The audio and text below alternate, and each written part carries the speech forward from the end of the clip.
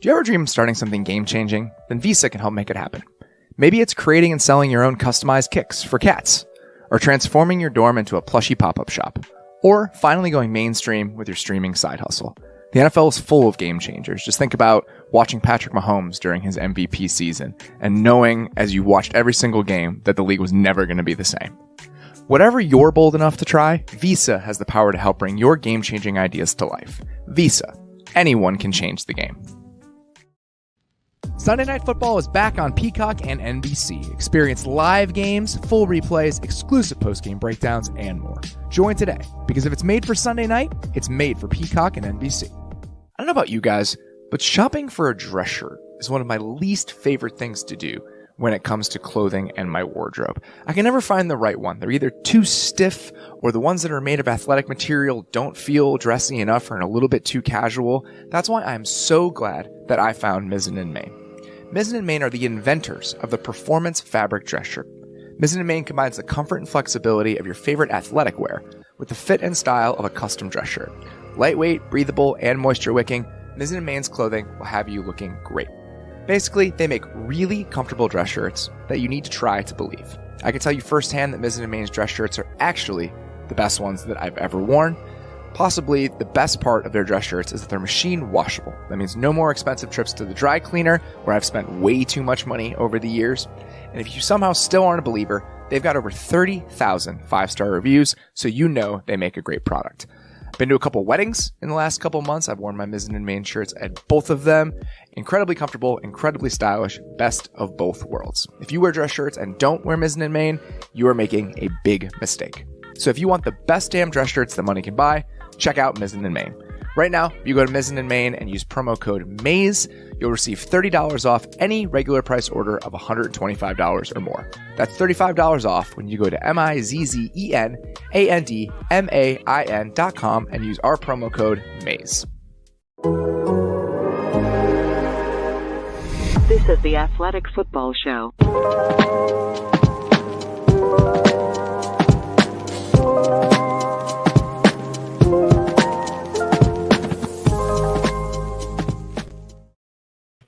Welcome to the Athletic Football Show. I'm Robert Mays. Joining me today, it's my good friend Nate Tice. Nate, how you doing, buddy?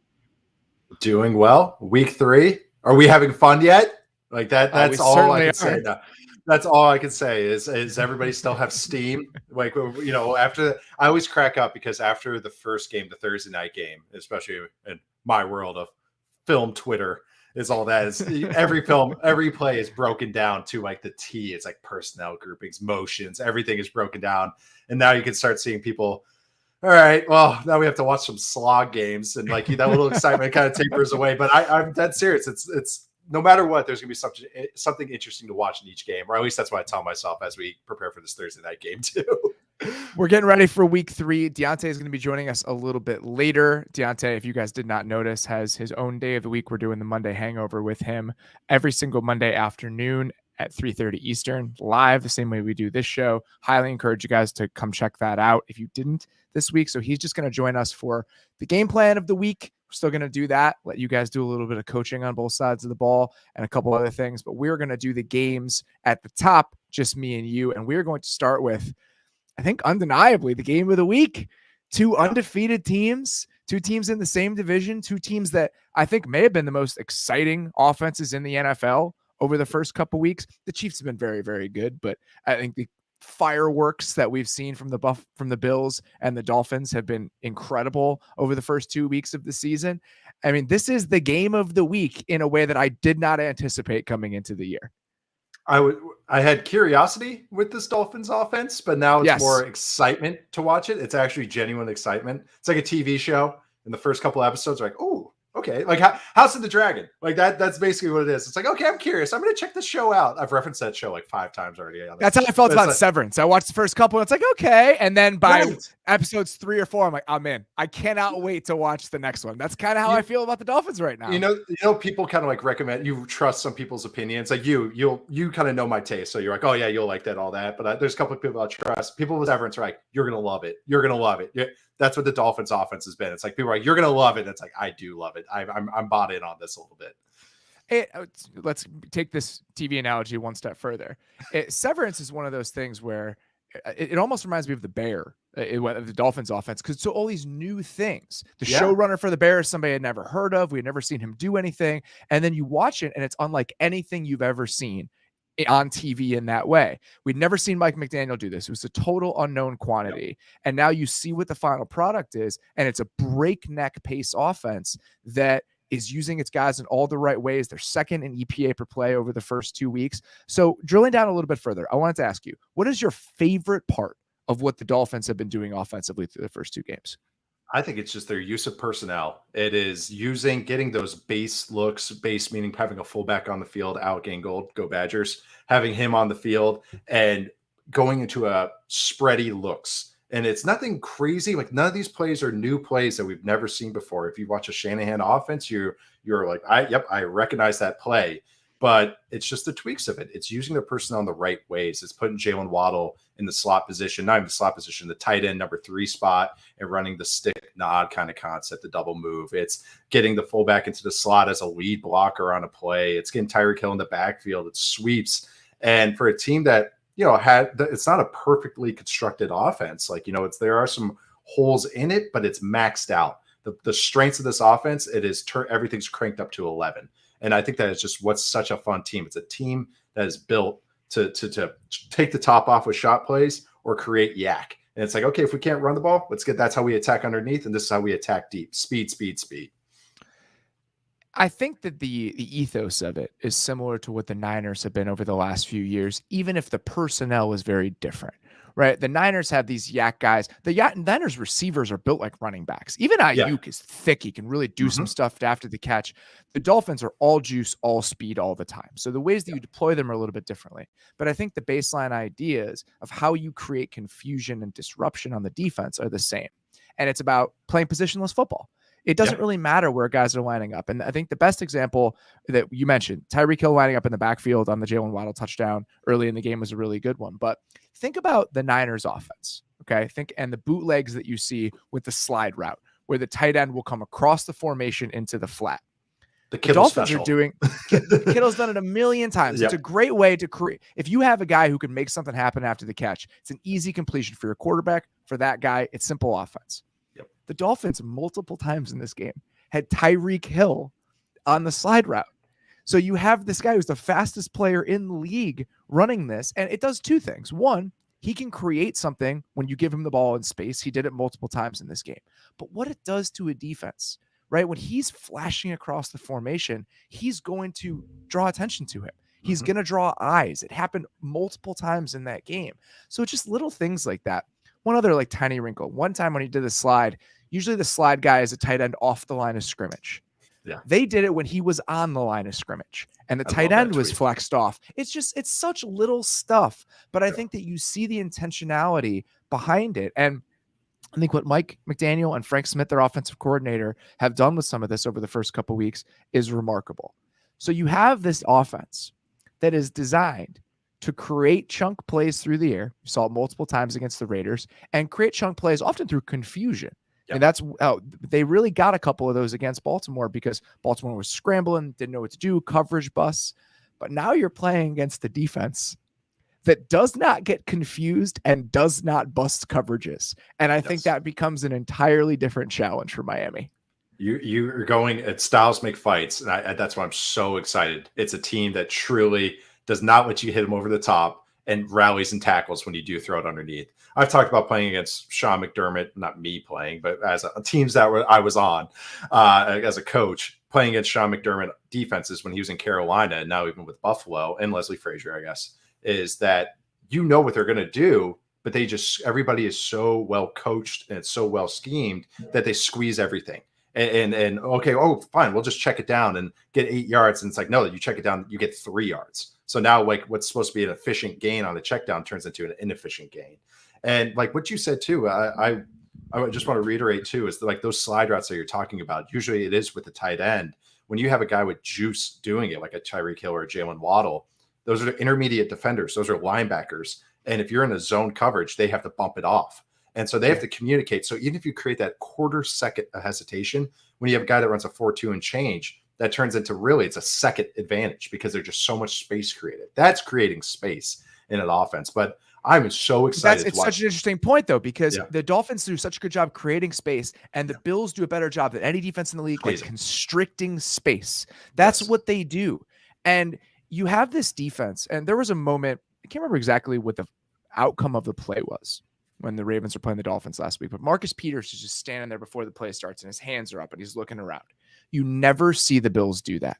And part of the reason that the Bills don't have to do that is, like you mentioned, they're not having a safety walk down to the line of scrimmage that has to get back into the deep half before the play starts. Nope. They're not doing all this disguising. The Bills line up in nickel on pretty much every single play. On pretty much every single play. They have blitzed 3 times this season. They run the same personnel group on defense almost every single time, and they can defend anything out of it. So you have this offense that's designed to get defenses scrambling, to raise their heart rate, to make them feel like they're frantic before the snap, going against the defense that has the same resting heartbeat no matter what's happening at all times. Just total zen on every single play, no matter who's out there. That's the most impressive thing, is that you've got Christian Benford as a rookie, Kaiir Elam having to come in after Dane Jackson gets hurt. It just doesn't matter. It just doesn't matter. They're always right here all the time. And I think that presents a real challenge for this Dolphins team.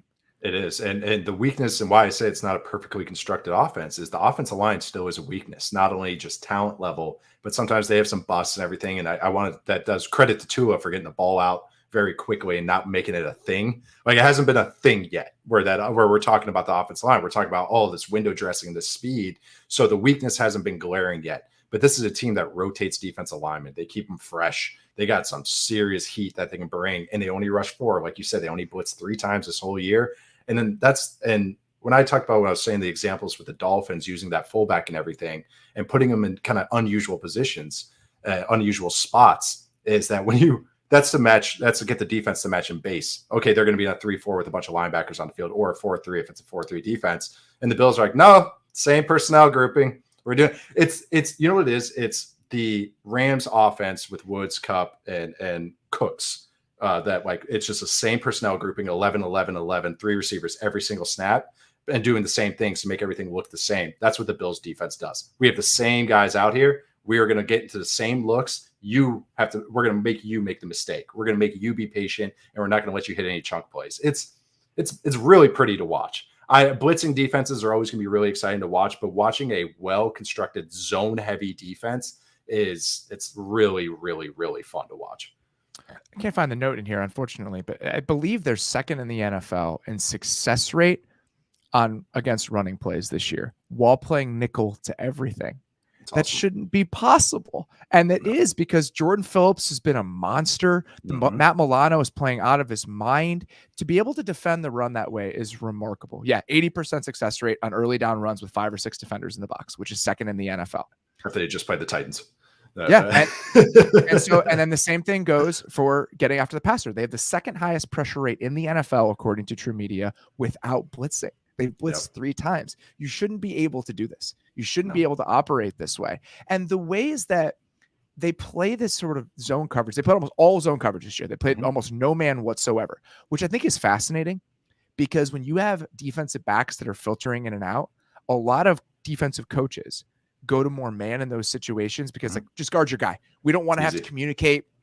We don't want to have this shared brain. And they have these young DBs that they're trying to get incorporated into this. And the zone concepts and the way they all relate to them look the same. It's hard to tell sometimes whether they're playing zone or man to my untrained eye because of how quickly they stick to routes and how aggressively they match stuff. It's insane. So the chemistry they have is so cool because they pass everything off so fast. And that's why, like you're saying, I'm not sure if it's man or zone because that's how quickly they pass it off. Match coverages require a ton of communication.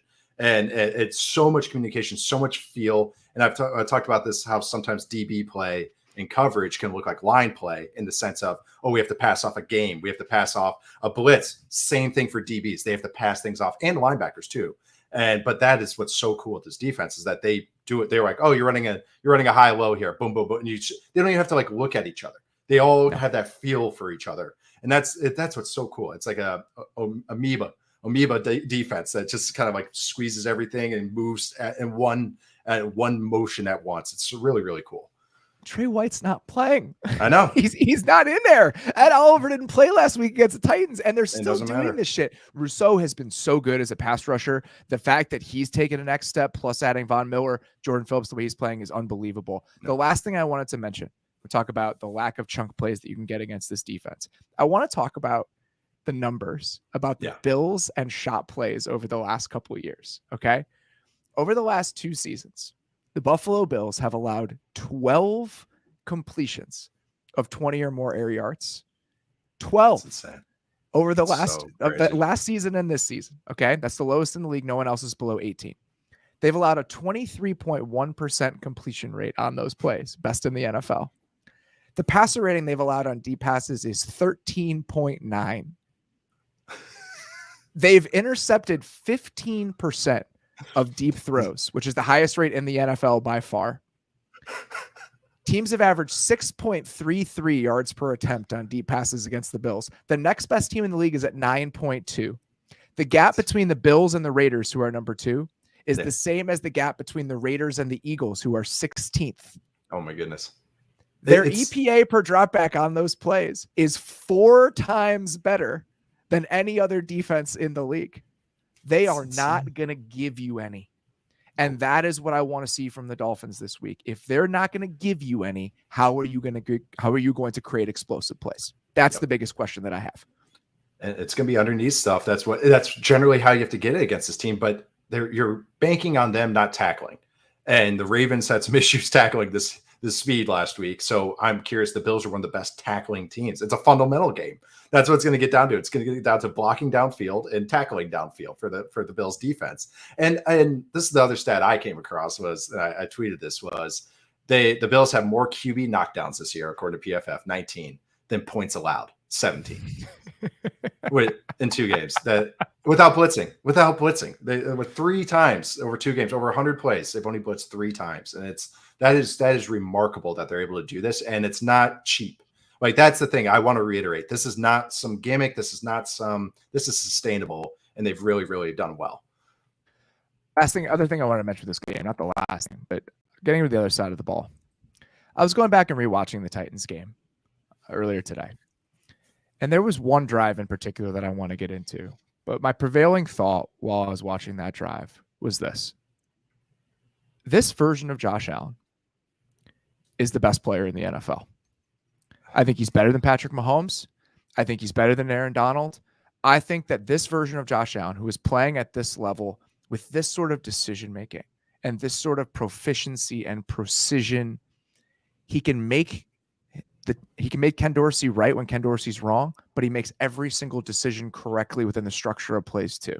And that combination of things, I think this guy at this level is the best player in the league. And I'm sticking with Mahomes because it's such, I can't. It's like every time I want to get away from Mahomes, he just calls me back in. It's just that he does. It's just what he does is freaky. But Josh Allen's on another level, and it's remarkable what he's doing. Like, it really is. But Mahomes stuff is more sustainable to me, and that's why I'm a little scared with Josh Allen. That's why I'm not concerned about it, though, because I don't think it's an issue of sustainability anymore. Here's the drive I'm talking about, okay? You tweeted out this play. Yeah. All right, that's fine. The offensive line is a concern, perhaps. Yeah. But him separately, isolating his performance. Yes. That play you tweeted out, they had an under center play action where they motioned Dawson Knox in as a fullback. He rips a 35-yard frozen rope to Isaiah McKenzie against cover 2. You shouldn't be able to place that ball on that line in that situation. Later in that drive, he gets the Titans to jump off sides. He's controlling things at the line of scrimmage with his cadence in a way that has shown real maturity and growth. Same drive, the Titans are in quarters. He rips a throw to Dawson Knox against quarters right past the ear hole of the linebacker. Precision, timing, everything. He comes back with a shot play to Jake Kumaro down the left sideline against single high because it was there. Next one, play action from under center. Knox runs a clear out with Diggs running a deep curl behind it. Zach Cunningham does a really nice job of floating underneath Diggs. Yeah. Allen moves him with pump fake and then comes back to Diggs inside. That drive gets finished off with the play where McKenzie runs the little orb motion and they're looking for him in the flat. That's covered. So Allen rolls out all the way to his left, throws all the way back across his body to Stephon Diggs for the touchdown. Yeah. That's the same drive. Yeah. He's extraordinary. I'm going to keep arguing Mahomes, but I do have some Josh Allen stats I have to throw out here real quick. This is the lowest aid out of his career, average depth of target, lowest yak percentage, how many yards a game created after, lowest percentage of 20 yards or more. And he's also cut his attempts that are 3 seconds or more in half from last year. It's all him. It's all him. I'm not saying like, oh, wow, they're really scheming up the stuff. He makes everybody right. That's the point you made. And that's what he's doing right now. It's not fair what he's doing. And it's so funny watching. We talk about gravity of speed, like with these receivers for the Dolphins. The gravity of Josh Allen's arm is it's scaring teams. The Titans were flying out and pushing 15, 20 yards. Their safeties were like 30 yards off the screen on all 22. And Josh Allen's trying to fake checkdowns with his shoulders. And the defense is like, no, we're not, we'll let you have the check down. And he's like, okay, I'll throw it. And he throws it so quick and so fast that Reggie Gilliam gets 7 yards. They get all these cheapies underneath. It's insane what he's doing right now. I'm terrified of this offensive line. But he makes them right. He either gets the ball out so quick, like I said, under 3 seconds, or he scrambles and goes into chaos mode.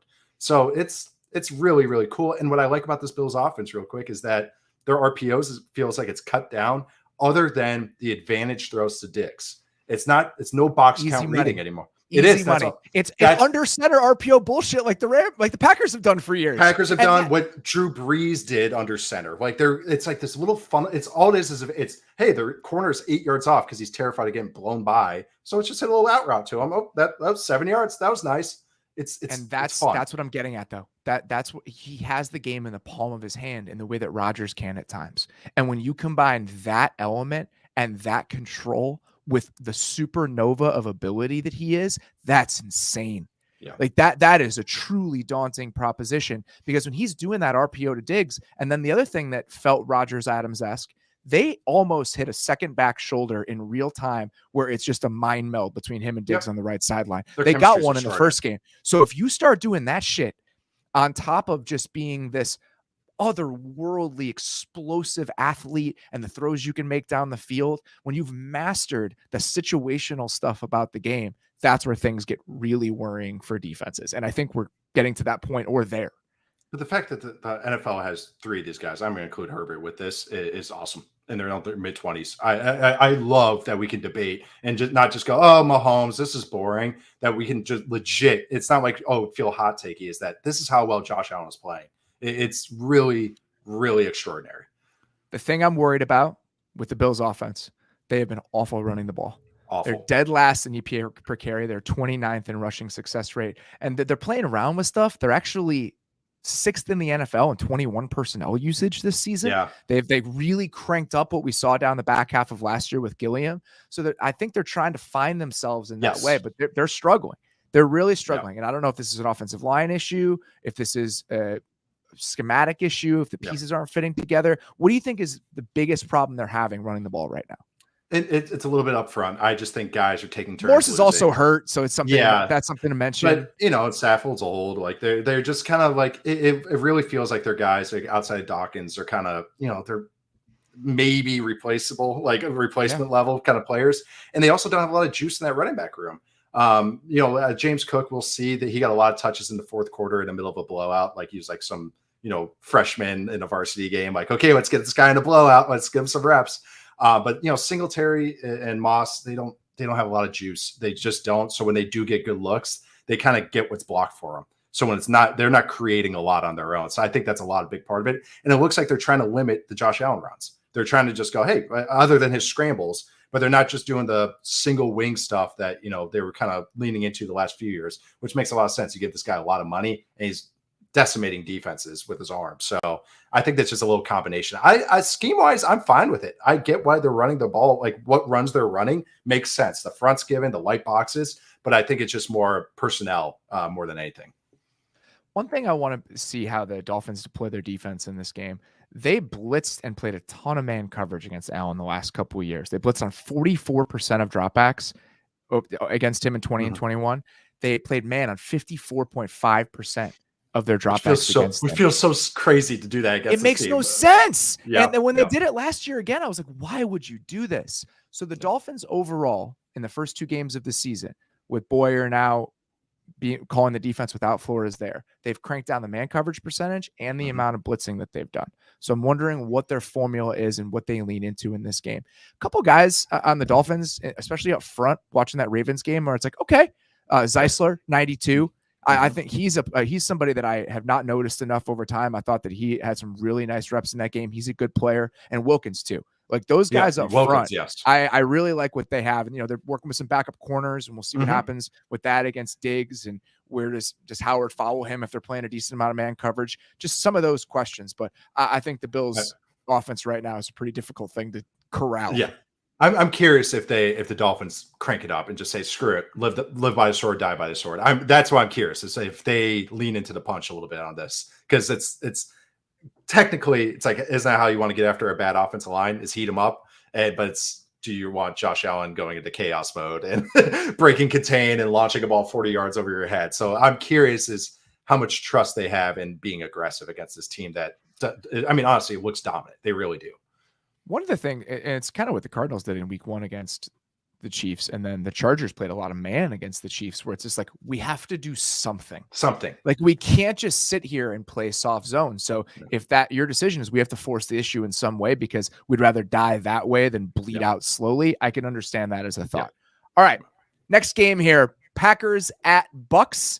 Lot to dig into here. I want to start with the Bucks offense. We talked about the Bucks defense on the Sunday night show, slowing down the Saints, what they've done. The Bucks are number 1 in the league in EPA per play on defense this year, but the Bucks offense is really struggling right now. A lot of different issues are happening. What do you think is the biggest problem they're having over the first 2 games of the year? And it sounds like the simple answer, but really injuries and not having those receivers that they need. And for this type of offense to succeed, it's a very receiver heavy offense, not just how many they use, but how they use them. They have to win in these situations because they want to run and pass the ball out of it. Also, no one has been affected more by drops so far than the Bucks. 5 of their 7 drop passes would have gone for first downs. It's pretty rough. That's pretty rough. And then also it's like not even just receivers, but tight ends as well. Tight ends aren't getting off, and this is, of course, you miss a Hall of Famer like Gronk, even if he was older, is that no one could win. The Saints, when were going into man or man match looks, they were just beating the shit out of those rookie tight ends. They couldn't even get off the ball. And you could see Brady, there was one, he almost threw a pick. They were trying to run a high-low. The high was lower than the low because Cade Otton got pressed so bad. And it was, that's not what you want. And then up front as well, the good players up front, Wirfs, Shaq Mason, they look great. They really do. It's everybody else. There's some center quarterback exchange issues, not just the fumble that happened against the Saints, but also there's at least 2 or 3 other times where Brady had a double clutch and under center snap, which is, I know that doesn't sound like a big deal. Oh, they'll sort it out, but that just kind of speaks to the lack of chemistry there and the lack of kind of like where comfort level, I should say. Josh Wells had a rough day, the backup tackle against the Saints. Donovan Smith's coming back, so that does help. I think huge.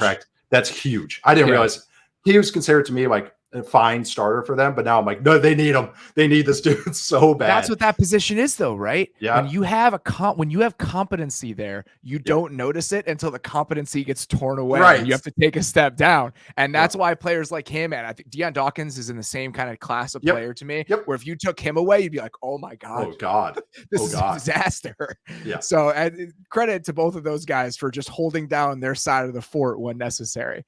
Yeah. The passing game makes sense, right? Receivers just barren. The receiver room is barren. Evans is suspended for this game. Yeah. Chris Godwin is not walking through that door. So that's going to continue to be a concern. The run game, though, has been so bad. Okay. Just the overall approach from this offense. Pat Thorman from Established the Run tweeted this out today. They've gone from 1st to 20th in neutral situation pass rate this year.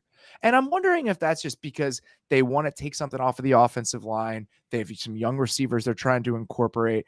Is that an influence where Todd Bowles is like, I want to run the ball a little bit more? That feels like a far off explanation, but just why that's happening, I think is a curiosity.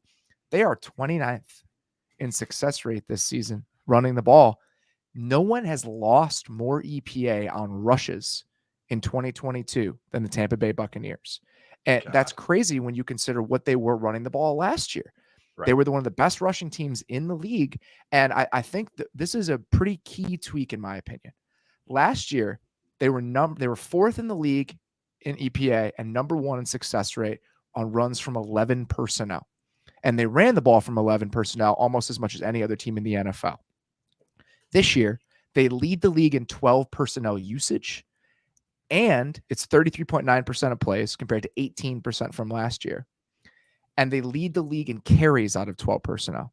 Yeah. They're averaging 2.9 yards per carry on those runs with a 22% success rate. So they're running the ball more out of 12, and they're very bad at it. Yeah. And that's created a lot of heavy boxes with an offensive line that's banged up. So all of these factors are starting to pile on top of one another, and you're getting to a running game that can't move the ball and a passing game that looks completely out of sorts because the personnel is all over the place. Yeah. The power slot, which I know kind of like has become a meme for me in the show, and your whole article on it, it's associated with the Arians offense for a reason. And they're running. That's because they wanted to run the ball out of 11 personnel. Like, they are missing their top blocker, Chris Godwin. Chris Godwin, the receiver, is a stud. Chris Godwin, the blocker, is a stud. He makes that thing go. And it's very telling. Like, I've joked that the Bucs run game is a rock, paper, scissors. They run inside zone. They run split zone, which is towards the tight end, but then the tight end crosses the formation, kicks out the backside DN, or they run duo. And their best run play is duo. They run duo out of 11 because they have guys like Chris Godwin beating the shit out of a safety. And that's why they can do it. It's because they have that stud doing it. So when you take that out of there, and now you're putting it, actually, they're dropping in Cole Beasley. Cole Beasley hasn't blocked someone in his entire career. Like, so this game, this Can you imagine two more different slot receivers stylistically than Chris Godwin and Cole Beasley? Couldn't be any more opposite. And that's what it's I'm very curious how they're going to tweak it. Tom Brady is not the issue. Like, he is not playing well, but if you watch it, his arm's fine. He's getting the ball out. It's just no one's winning. And that's because the receivers are hurt. I mean, it's all tied in together. It's funny how that works. But it's very interesting that I love that you brought the stat, because that's what we think. That's their version of their best personnel, is getting the three receivers on the field, because they do everything out of it. Everything. Every now run. They don't have three receivers. And now they don't have it. And now they don't have that juice. And that's scary. That's a scary thing, because the way the Bucs can get after this Packers team is they should be pounding the rock like 40 times. But if you're getting the base like that, base in 12, and like, you're not really getting that advantage that they usually can get by being in three receivers. The Packers are 30th in success rate on defense against the run this year. It was a problem last year. It's been a problem so far this year. Deontay talked about it on Monday's show, where this team that is supposedly running this Fangio-esque defense, because Joe Barry came from Los Angeles where they're running it with Brandon Staley. Joe Barry spent a lot of his career on Rod Marinelli staffs in Tampa, and you have this penetrating one gap style. And there are a couple plays you tweeted out, the Rashawn Gary TFL that he has. They're attacking up front. Yeah. And at times that leaves a lot on your linebackers. They have to be right. And the formula, however they're trying to tweak it right now, just doesn't seem to be working. But now you have a Bucs running game that's dead on arrival. So how the combination of those two things, the movable object against the stoppable force going against each other in this game, it's hard to say who wins out. It's going to be an exciting pillow fight. I can't wait for it. It really is. But that's exactly it, because that's the other thing is Quay Walker, and he's going to be a good player, but he still has some issues with his eyes, and how you affect eyes is like stuff like split zone. Okay, well, that's okay, cool. The Bucs can go in heavy personnel around split zone, but they suck out of split zone. So you got a sucky offensive run versus a sucky linebacker. He's not sucky, but at least on this play, he is. Young. His eyes are all bad. Young. That's a good way. Young eyes. And he's trying to figure it out. He has the speed to make up for it. But it's funny. It's like, oh, we'll do this. Oh, shoot, you're bad at it. Now what? Now what do we do? So I'm very curious. It's like a tweak. It's a two teams that want to do what they want to do, but they're not doing it well. So how do they tweak it? Because we're week 3. So now we're getting film out there. And now we're going to start seeing adjustments from teams. So I'm curious how both teams adjust. Talking about a unit that's doing what it wants to do. The Packers on Sunday are deploying this offense that it's a really fascinating way of building this thing, where you have your two running backs who are your best players, your skill position players outside your quarterback. And you have an offensive line that's finally getting back healthy. Josh Myers had a really nice game. Melton Jenkins played. Is this version of the Packers offense where your running backs are your best players and oftentimes your best pass catchers, and you're having to lean into some of this RPO play action stuff and these in breakers, just such a different version of the offense than it was. Is this sustainable against a Bucs defense that's playing as well as any unit in the league? And is it sustainable over the course of a season? That is the question I have for you. No, I think it's a very, I wouldn't say it's not a gimmick, but it's a very nice part of your offense. But I don't think you can build the whole ship out of it. You can have the sail out of it and it gets you going a little bit, but you can't. It's not going to keep you afloat. That is such a good analogy. Good job, Nate. I'm so proud of myself. I actually stuck that one right there. But really, it's not. But the Packers' offensive line does look good. I mean, Nijman looked good at left tackle, so it doesn't matter what this whole Bakhtiari situation comes out to. But I'm curious how this Bucs defense attacks it. This is a Bucs defense that dictates games. And honestly, like, so now I love the pony personnel with the two running backs. That's what it's called. It's a homage to the Pony Express, the 1980s SMU Mustangs with Eric Dickerson and Craig James. So it's really fun because they're trying to get their best five out there, but that's something you only run 10, 12 times a game. There's 60-ish plays that you run. So what do you do for the other 45? I think they're going to test that 10 to 12 times a game. You think so? You think you're going 20? It seems like it. It seems like it. I mean, I think it was like 12 to 15. They do want to do it. I think they're going to see everything that they can get out of it because they're using Aaron Jones as a jet motion guy, as an RPO guy. I mean, just so many different things, so many different wrinkles. And I think we're going to see them push it as far as it can possibly go. I'm excited because teams always talk about they want to do pony and they want to do this. Oh, we get our best players on the field, but then they get away from it. This team's going like, no, let's crank it. So I'm curious. It's a fun experiment to watch because I want to see how Todd Bowles plays against it. Todd Bowles loves to match personnel. If you go into heavy, you usually go base. He usually goes base defense. But how do you treat pony?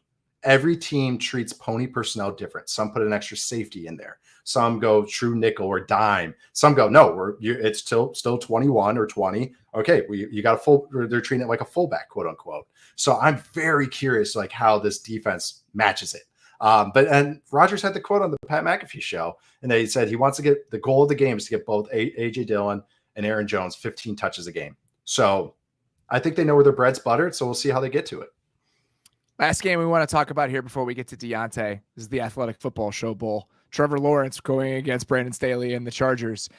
Coming into this season, all right, the Chargers offense against the Jags defense seemed like a pretty definitive mismatch. Yeah. It no longer does. The Jags have a top 5 defense by every conceivable measure at this point, and we're pretty frustrated with the way that the Chargers are playing offense right now. So I'm not super optimistic about the Chargers' outlook in this game. I'm not. It's this Chargers team. It's not just pushing the ball down the field, and we can get that discussion, but I don't want to do it again. It's like I can't yell at Joe Lombardi about this anymore. There are like layers 2 and 3 to that conversation. I do want to have them. I don't want to belabor the air yards thing again. No, it is frustrating. And they're massacring my boy. I went back and watched the game again today. I'm just sitting there like fucking Marlon Brando, like holding James Conn's head in my hands. Oh no, some of the stuff that they're doing. I can't do it. Sonny at the toll booth there, but that is really but it's okay. The Sean Payton Saints offenses, they were a machine with Drew Brees, not only because he was the quarterback and he was a robot, but because everything was so efficient. Everyone knew where to line up. The Saints have, I commend them for years because I think Sean Payton went after these types of guys. Very smart offense. No one was misaligned. Nobody was running the wrong route. Everybody's spacing was ideal. It was just a beautiful painting, but maybe sometimes you want some creativity in it, but it was just like everything was in order. It was paint by numbers. I watched this Chargers offense and they're trying to do the same thing, but you have guys botching. You have guys running into each other on the releases. You have 2 guys in the same area. It's the stuff I was getting after Greg Roman's offense the last couple of years with the Ravens.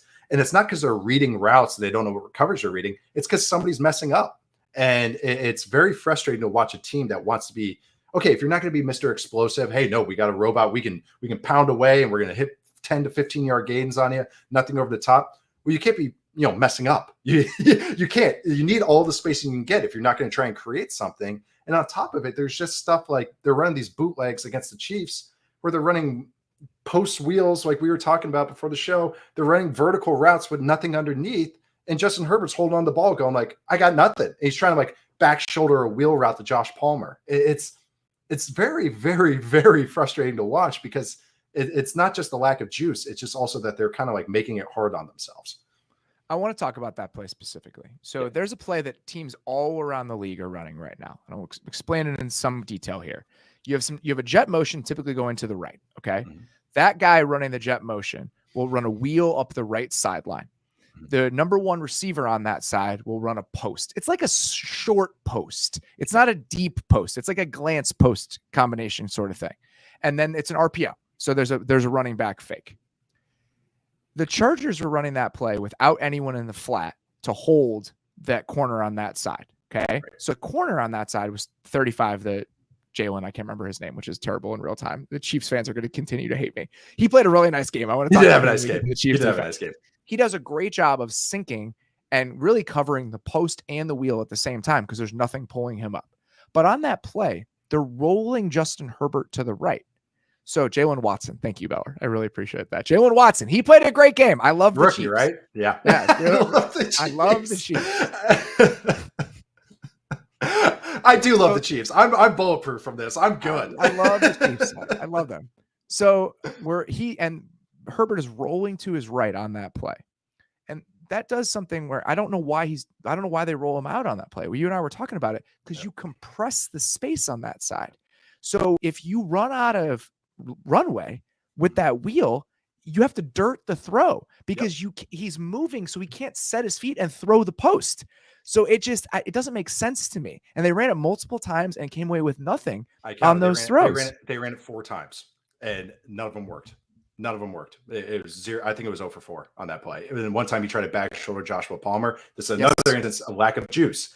A wheel route's great when you have 4-3, 4-4 in the corner. Oh my God. Oh shit. I'm out leveraged and I got run with this guy. I love Joshua Palmer. I think he's a good football player, but that's not his game. So now you're trying to body up a throw where you don't have leverage on the throw and the corner's eyes are towards you anyways because he knows the quarterback's coming at him. So it doesn't make sense. That's what's frustrating. It's that you don't have to do this. That is like a gimmicky play when in an offense that doesn't want to be gimmick. It's the Dolphins play.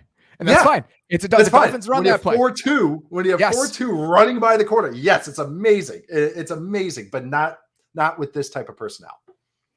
There are 2 things about this that 2 more things I want to hit on with this. One, when you watch the Bills, and I don't need you to chuck it deep every single time. No. But if teams are going to prevent you from attacking down the field, you need that gravity and that push in order to create space for yourself underneath. When you watch the Chargers, it's not just the air yards on the throws. It's the space created on those short throws. They're working in this condensed, compressed space because on 3rd and 3, they're running quick game concepts where the goal of the play is to get 3 yards. Yep. And that's what's frustrating about it. And that condenses the space and compresses the space even more. And that's consistently something that's popping up when you watch them. And that's what makes it frustrating. And that's when everything was going right. Now we got 2 more things to be concerned about. How healthy is Justin Herbert? Because he's going to play, but how much pain is he in? What is he dealing with? Is he anything less than 100%? Because they ask him to be a superhero within this offense. And if he is mortal, then I think that they're going to run into some issues. And the other thing is Corey Linsley missed practice yesterday. He missed the second half of last week's game. This is a concern because the Jags defense right now and their defensive front is a group of like 7 gremlins. And I'm a little bit worried about what it's going to look like if they're having to pick up different stunts, different looks, all of this shit coming at them that the Jags are running and running with conviction, because that's what the Jags defense looks like right now. I'm watching the Lord of the Rings series for the first time with my wife. I've seen it a million times. She's never seen she finally got talked into watching them. And why I bring that up is this defensive front for the Jags is like a bunch of trolls and orcs like that. We say gremlins and goblins and banshees and all that. Dude, these guys are pocket pushing, gaming up. Like it's a fun power and speed combo. We when you usually think of pocket pushers, you think of like a Patriots defense those guys are all 280, 290, not a lot of juice or bend. Now you got Josh Allen and Walker, who looks amazing. He has no idea what he's doing. Allen. Josh Allen. Allen looks so great. Awesome. Yes, yes, and it's all speed to power. It's all speed. They fire off the ball, and then so the tackles are bailing backwards, and so because they're bailing backwards, even before the defensive game, they're creating edginess. So even if they don't get home, they're compressing the pocket and making it tight, and now you can't step into throws. And watching against the Colts, it was like, oh my God, they were just wrecking these guys just with simple games, just with simple twists, stunts, but it's because they bring so much heat off the ball. It's awesome. And so it's a little scary when you have a backup center. I think Will Clapp did a nice job when he filled in, but it's still a backup center. You still are still getting used to all of that. And you got a team that's not really doing a lot to help out their offense. So it could be a bad combo up front. Molly's like pawing at me. I'm sorry. I totally agree. And I think that looking at this defense, the other thing I wanted to mention, they're trying to break my brain with the guys, the numbers on this team. They're trying to ruin me. I tweeted about this earlier today. 33. Josh Allen's wearing 41. Yeah. Trevon Walker's wearing 44. No way to tell the difference between those two guys. Arden Key, who's often lining up at defensive tackle on some of their pass rush packages, is wearing 49. Okay, sounds good. No idea who that is and what's happening. Their linebackers, their starting linebackers, wear 23 and 33, which should be illegal. It's absolutely disgusting. And then they have safeties in 2 and 5. This is chaotic. It's completely unacceptable. It's the college team that moved all their guys from one position to the other. So they got a bunch of tight ends up front, and they got a bunch of former running backs at linebacker. That's what it looks like. It really does, though. Like seeing 33 at linebacker is like Pete Werner for the Saints wears 20. That one pops my brain. Like that, I hate it. I hate it. Where are the 50 numbers? And 40 numbers, when they switched to it and said, oh yeah, you guys can wear 40s, that already ruined me. Because I was like, no, that's a safety. That is a safety. I see 42. That is a safety. And now it's like, oh, we got linebackers wearing 3 and 33 and 23 and 20. Yeah, no, I'm with you. It's a mind melt. The other thing stylistically with this defense, they're playing more man coverage on third down than any other team in the league through 2 weeks. But 60% of their snaps on man coverage, they're challenging people. And so talk about these tight window throws and Justin Herbert needing to fit the ball in and compress space. There's a chance that they're going to get challenged a lot on third down in this game with the way that the DBs and with the way that the defense of the Jags is playing. It's a fun group. I did not expect to be this excited about them coming into the season. I thought Lloyd had a great game on Sunday.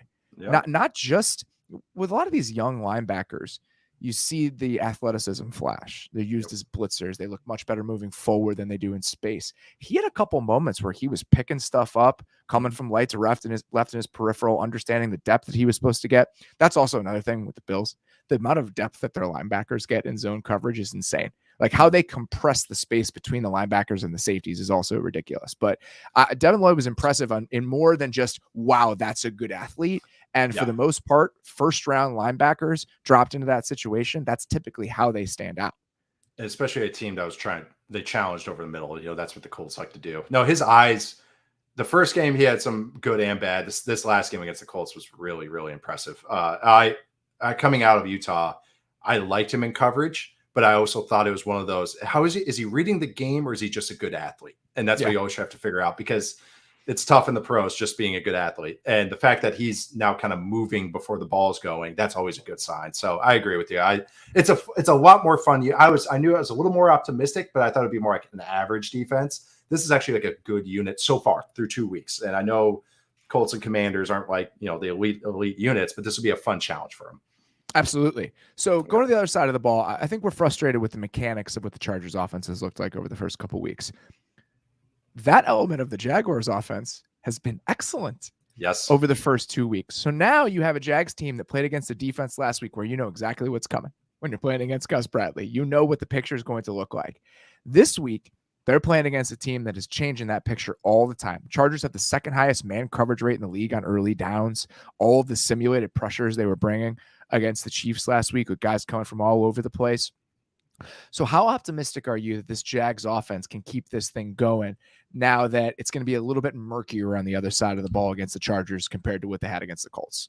I'm of course optimistic about Trevor Lawrence. I have plenty of shares about Trevor Lawrence's intelligence, but it's really fun seeing a competent offensive game plan, and where that's the black and white of these two offenses is that the Jags, it's not perfect offense, but they do everything under the sun. They understand how to get their guys in the right spots. And the example I have is They run a ton of bootlegs. They run a ton of screens. Not a ton, but they're a diverse screen and bootleg game, and which I really like because even if their offensive line is fine, I think it's that they're helping them out. They're giving some gimmies, some easy buckets on top of the hard stuff that they do. They're just doing nice concepts. On the first drive against the Colts, they ran Hank, which is curl flats. So you have like a 12, 14-yard curl route, flat routes, or a sit route on the outside, and someone over the middle. They ran it 3 times on that first drive where they ran 15 plays. 3 different ways they did it. Once out of empty, once out of 1x3, once out of 3x1. Different guys in the same spots for the quarterback. That makes it easy on the quarterback. It's Hank. Okay, I know Hank is. I know curl flats, but blah, blah, blah, blah. All the motion and shifts and formation before is different. And the defensive picture is, or the defense, how they have to rally to it is different, even if it's the same spots for the quarterback. Love that. Love Evan Ingram when he was with the Giants. Even though he made a Pro Bowl, a little disappointing player. It's because the Giants offense coaches were like, oh, this guy runs like a 4.4 and change. Let's have him go vertical. What Doug Peterson and this Jack staff goes, no, let's have him go horizontal. Let's have him run crossing routes. Let's have him run the slide route that we talked about with Tyreek Hill. Boom. That's what they're doing with Evan Ingram because, boom, he's out. If they're in man, he's out racing those guys. If they're in zone, those guys can't rally to get them into the flat. It's nothing revolutionary, but it's just good, sound offense. And when you have a quarterback playing well, Trevor Lawrence looked amazing against the Colts. That's really exciting stuff. It's a good use of personnel and understanding what they have. Real challenge this week because I think the Chargers defense is playing really well. 7th in run defense success rate this season after finishing dead last year. It's all you needed. We just needed some bodies. You get Sebastian Joseph Day and Morgan Fox and Austin Johnson in there, and it's made a world of difference. The pass rushers have been really good. Again, they've really done a good job of changing up the picture with some of those pressure looks that really aren't in Brandon Staley's DNA or what we've seen from him in the past. So it's a nice little fun wrinkle. And I do think that they'll be better in the secondary than they were against the Chiefs. You have JC Jackson in his first game, had some communication issues. So I think this is a really, really good test for that Jags offensive line, for Trevor Lawrence, for Doug Peterson, everybody. All right. We're going to get to Deontay and chat about our game plan deep dive of the week. But before we do that, let's take a quick break. Guys, you've got to do yourself a favor and try Sax. I've been talking about them a lot lately. They make the most comfortable underwear for men, thanks in part to their patented ballpark pouch, which is basically a built-in hammock that keeps everything in place. Sax underwear is legitimately life-changing, and they just announced Steph and Trayvon Diggs as new partners of the company. Sax has the softest styles for everyday use, and their sport line is next level. The athletic shorts, compression tights, swim trunks, all with the ballpark pouch. I love the 2-in-1 Gain Maker short that has a built-in liner, which is exactly how I like my workout shorts. Also, the fabric is incredibly soft. They've already become my favorite workout shorts that I have, and I'm usually pretty particular about that type of clothing in general.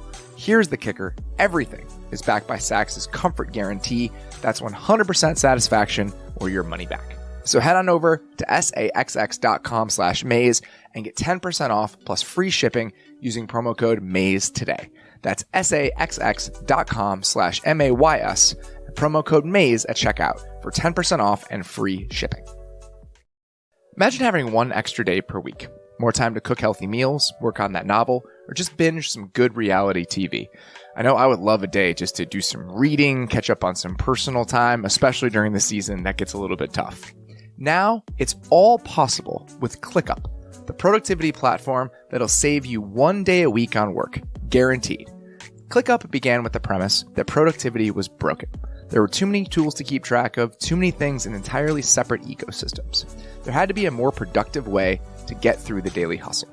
ClickUp is the one tool to house all of your tasks, projects, docs, goals, spreadsheets, and more. ClickUp is built for teams from 1 to 1,000 or more. It's packed with features and customization options that no other productivity tool has, so you can work the way you work best. Whether you're in project management, engineering, sales, marketing, or HR, ClickUp has easy-to-use solutions that create a more efficient work environment. Join the more than 800,000 highly productive teams using ClickUp today. Use code MAZE to get 15% off ClickUp's massive unlimited plan for a year, meaning you can start reclaiming your time for under $5 a month. Sign up today at clickup.com and use code MAYS. Hurry, because this offer ends soon. So, Frank, here's the plan. All right. Very good to have our buddy Deontay Lee on the show. Deontay, how you doing, man? Oh, now we can't hear you. You have one job. No. Bring in the righty. Get some more pitches in. Get some more pitches in the bullpen. Hold on. Listen up. That was 450 feet to center, that first pitch. This is extra awful because I was in the YouTube group chat just talking about how I'm so ready to go. And of course, I come in and just put one right into the third row.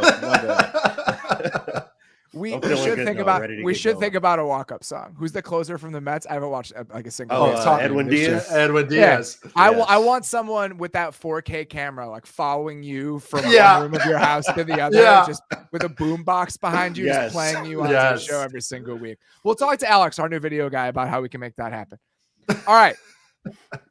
We're going to dig into one side of the ball in one of these games, an offense-defense matchup that allows these guys to play coach a little bit. Deontay, who is an actual defensive coordinator in his real life, and Nate, who once coached football. We're going to talk about the Colts offense against the Chiefs defense. Unfortunately for me, because I apparently hate talking about the Chiefs, but we are going to do it. So, Nate, let's start with the Colts offense because they've really struggled so far this season. This is, by the way, this segment is a way to talk about the Chiefs defense. That's why we're doing this. Congratulations, everybody. Yes. Where have the Colts offense's issues started for you? What is the root of their problems so far this year?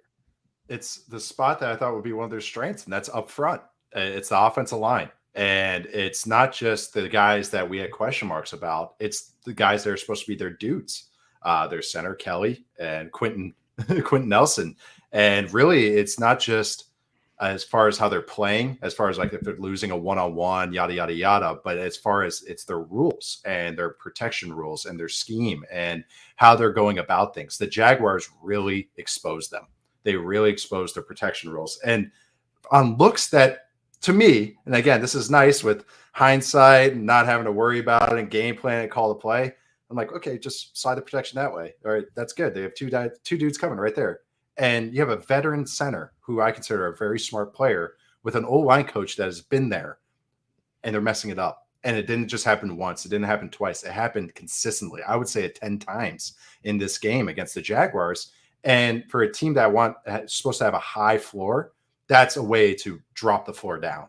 Is that first interception that Matt Ryan threw, and yes, he shouldn't be lobbing up this ball. Matt Ryan doesn't have great arm strength anymore, but average arm strength. He can't step into that because he had pressure in his face. And why he had pressure in his face was not – a guy got picked off when the right guard got picked off. Why he got picked off on this game, this Jaguars game, was because the slide went the wrong way. It was two-man. It wasn't even a look that was complicated. It was a nice, easy two-man like coverage. So I don't know what happened. I don't know what the game plan is, what the communication is. But this team, the woes all start on really the interior of the offensive line. Deontay, let's talk about this a little bit. I want to dig into like two notes. One, if the Colts offensive line is going to be a weakness, then they're in trouble. This team is number one in offensive line spending in the NFL this year. Yep. It's not like they've skimped on this group. This is supposed to be the strength of who they are. So if that doesn't get better, it's a wrap. So that's just something to watch as we move forward. So if you're Steve Spagnuolo, Deontay, after watching that game that the Colts played last week and how much they struggled with simple games and really not a lot of blitzing, but just stunts and twists and nonsense up front, what are you deploying if you're the Chiefs defensive coordinator? I'm so glad that Nate's note on this was talking about how they struggled in protection, because the last note I made after watching the Colts play the Jaguars was Indy seemed to really struggle against 5-man pressures and cover 2. Well, guess what you're about to get? So that was like my biggest thing. And I wanted to go and look at the stats. So the Colts were 23rd in air yards per attempt versus 5-man rushes, 16th EPA per attempt, 18th in EPA per drop back versus cover 2, 22nd in air yards per attempt in cover 2. So I'm talking about not necessarily worst in the league, right? But when it comes to the money that you spend on offensive line, to your point, Robert, and then when you talk about the investment you make in bringing in a veteran quarterback, it's to do two things: to make sure that your quarterback is always upright and that you have a quarterback that can handle being blitzed and being shown different coverage pictures. So if that's what you're struggling against, then what's left for this offense is Jonathan Taylor and Nyheim Hines, which is fine when you're in game situations where you can actually get them the ball. So the criticism I think that people left the last game with, which, everybody likes to look at a box score at the end and say, oh, well, our superstar running back only got this many carries. What happened to this? And it's a game flow issue, but it's a game flow issue because of the things that we mentioned, right? It's because you're in 2nd and 9. And now you can get exotic looks, which the Jaguars didn't need a ton of because they were just able to pin their ears back. Well, now you're going to be seeing the exotic look guy in Steve Spagnuolo. Right. So that's kind of the thing that I'm really, really concerned about, is because they don't create a lot after the catch. You're having trouble picking things up in protection, and you have a guy that's an older veteran in Matt Ryan that's not going to be able to just beat coverage with the quality of his throws anymore. And that's really not what you should be asking a guy of his age and experience to do anyways. I don't know where this leaves this offense. And that's before we even get into all the different things the Spags can do defensively. Right. I was really impressed watching the Chiefs secondary in that game against the Chargers without Trent McDuffie in that game. Yes. You got Jalen Watson in there. Justin Reed, I thought, had some really nice moments where he's picking stuff up, playing with. We obviously know he's a great athlete, but there were a couple plays where he's driving on stuff. He's so smart, man. He's such very, a smart player. Very smart. You watch him, and that really comes through. And it really doesn't seem like it's this young secondary with a lot of these new pieces. Deontay, the other thing I was really interested in looking at the numbers. So the Chiefs last year didn't play a ton of quarters. They're playing a lot of it this year. And every year it feels like they got like one or two change up coverage wise, where it's like, all right, we're going to lean into this just a little bit more. And so they've played the highest number of combined cover 2 and quarter snaps in the league this year. They play a ton of cover 2 all the time, but now they're playing more quarters as well. So I wonder how you think that fits into their plan defensively overall. Well, I think that, I hate to say this, and this is a topic that has come up on this show. I used to talk about it on a show that I was on before, and it's that you don't have to hide Dan Sorensen anymore. And when you don't have to hide a guy like Dan Sorensen, you can do a little bit more in coverage, right?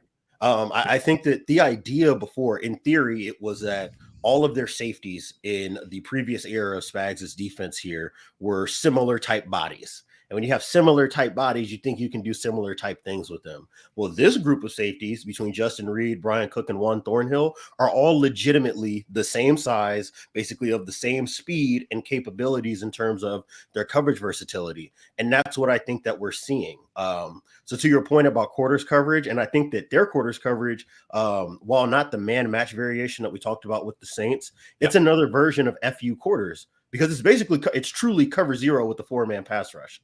The safeties are playing low, the linebackers are playing low, and they're playing run first, right? And the corners are in your face. So that's something that, to your point about pulling different levers and changing things up, with Spags, it's never about, hey, I want to do 20 things. It's, if I lean into X, what does that open me up to do with change-ups Y and Z?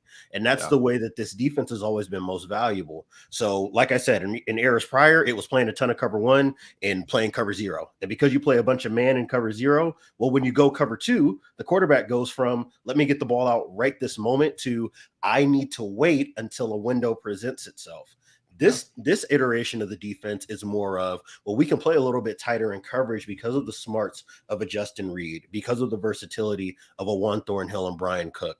Well, now that is what's going to add more value to the blitzing on the back end. So it's more of the inverse. The blitzing used to set up the soft coverage, and I think that now more of the match coverage is here to set up some of the blitzing down the line. And that's been a kind of a fascinating lever pulling thing I've seen from Spags this year. So, Nate, if you're Frank Reich coming into this game and you're thinking about all of those factors on the Chiefs defense, what is your plan to get this thing back on track? Well, I look at the Chiefs defense and I look at the Chiefs offense and I say, whoa, we got to go ball control, baby. Yes. We have to pound the rock. Do not get scared. Go with, I know you have Matt Ryan. I know Michael Pittman's coming back. I know Alec Pierce is coming back. I know all that. But still, you have to understand what this game flow has to be. This has to be a complete team game. Like, it has to be, we talk about Belichick's one of the best at pairing all three phases work in unison. And that's what the Colts have to do in this game. Because if they start getting antsy, let's start nickel and dime. It's like, no, the one way to get after a Spags defense has always been pounding the rock. It's just because he wants to get exotic. 27th in rushing success rate on defense this year. That'll just never change about a Steve Spagnuolo defense. Yeah, never. He wants the offense to get bored. He wants you. And then he goes, oh, look at this, 3rd and 9. Here it comes. And then he just cranks back and throws a haymaker at you. That's what you don't let them crank back. Just keep peppering them. You just got peppering on the ground, I should say. Jonathan Taylor is your best player. I mean, let's be honest. Matt Ryan's a former MVP. Jonathan Taylor right now is the best player on this Colts team. So let's get him going. Challenge the offensive line saying, hey, you had a bad week last week. You guys have to be the strength again. We have to get after this team. They're going to give us these looks. We have to take advantage of it. They can still do it. There are a couple nice snaps in the run game, but they only ran like 46 plays last week. So that's the thing. This is a thing where the Colts have to get over 65 plays. They have to sustain drives. And I think that's what it is. It's that they have to, it sounds boring. I sound like an old coach, a boomer coach saying we got to pound the rock. That's how they have to win this game though. To add to what Nate is saying, I think that if I'm Frank Reich, I'm looking at that Arizona game to open the season for the Chiefs as like the ultimate cautionary tale about trying to spread this defense out, because that's when you really get all of the exotics. Yes. I started from the week 2, the Thursday night game, and then worked back and watching the Chargers, who play with multiple tight ends, condensing the splits, things like that. You get a more boilerplate version of this defense, which is why it's easier to hit them in the run game, right? Because we know where the rotations are. We know how you're going to line up and set your front. You're not getting a lot of front versatility from a Steve Spagnuolo. All the mint front, odd front, quarter stuff. Piss on that when you're talking about Steve Spagnuolo, right? Like, you're just not getting that from him. It's going to be straightforward down. You know where the bodies are and what it is that they want to play, the more condensed the offense gets. So that if I'm Frank Reich, that's what you really got to lean into. Not only is that protecting Matt Ryan, it's protecting your offensive line, which I think is a more important thing. Now you don't have to worry about, well, where is L'Jarius Sneed? Because he's always a pressure threat. Well, what is this weak safety doing? Because he could be dropping to a half. He could be playing cover 4, to your point. He could be dropping into the middle hole in Tampa 2. That's too much to think about. Or the more that your quarterback has to think about that, the less he's thinking about what matchup he likes. The less he's thinking about the other things that help you be successful and on time and efficient offensively. So the more condensed they can get pounding the football. And to be honest, it's too bad that Matt Ryan is not really a comfortable RPO guy, because if you take what the Colts were in the second half of last season before Wentz absolutely shit the bed, like that would be the ideal approach for them offensively. If we're going spread, it's to go RPO. The second that your linebacker comes back in the box, we're just going to throw the slant behind him. We're going to throw the hitch behind him, the bubble screen behind him. Everything else is under center, multiple tight ends, motions to try to get the front set the way that we want it, and then we're just going to hammer you downhill. That would be the ideal approach to them if they do want to be able to move the ball against this Chiefs defense. Last thing I wanted to ask you, Deontay, what have your impressions of George Karlaftis been early? He's racked up a bunch of pressures, and he's gotten a decent amount of run, and obviously he's a big piece of what their formula and plan is moving forward. They spent those first-round picks on defensive players. That's where they decided to pump their resources into it. McDuffie's been hurt, but what have you seen from Karlaftis so far? It's so fascinating to see the things that he was successful with in college just translate to the pros in terms of like that motor, the always crushing the pocket. I don't have to have elite bend because I'm just always working a guy. To see that be effective for a young guy in the NFL, if you're Steve Spagnuolo and just like the rest of the Chiefs front office, it has to be the most encouraging thing in the world, right? Because there's nothing worse than making that investment and then realizing, oh, we have a power rusher that doesn't have enough power to affect the pocket. Right. This is a guy who has maybe not ideal length, but just enough strength in his lower body to be able to weaponize that length and create an effect on the quarterback. So that to me, I think helps the fact that you still got to rely on Frank Clark a whole lot, which you just know there's certain things you're not going to get from him as a player, right? When he's hot, but more often than not, he's not hot, right? And he's not going to give you a ton in terms of pass rush production. That is, I think, the biggest protection for them is having an edge rusher next to Chris Jones, that if nothing else, you can count on these two guys doing something to affect the pocket. And I think that if Spags can continue to build the stunts and twists and 5-man pressures where you can get guys free, a Frank Clark free, a L'Jarius Sneed free, and feel safe that, hey, if we flush a quarterback a certain way, we've got our two most powerful guys on the opposite end of where we're bringing pressure from, to where we can really set a hard wall so that way the pressures that we're sending are more effective. I think that his fit in this defense has been probably better than what I had even imagined coming out, at least early in his career. It's a great pairing. Chris Jones is we always want the DN to be the dude, the edge. Right. Chris Jones is the dude, the pass rushing dude. He is the game wrecker on this. He's defense. The game wrecker. No denying that. So he wins if he even he creates pressure, he pushes the pocket, yada yada yada. Frank Clark, yes, he's been disappointing since he got the deal, but he's still okay. Like you're saying, he runs hot and cold. That's the perfect way. So then, okay, now you got two Bs and a stud up the middle.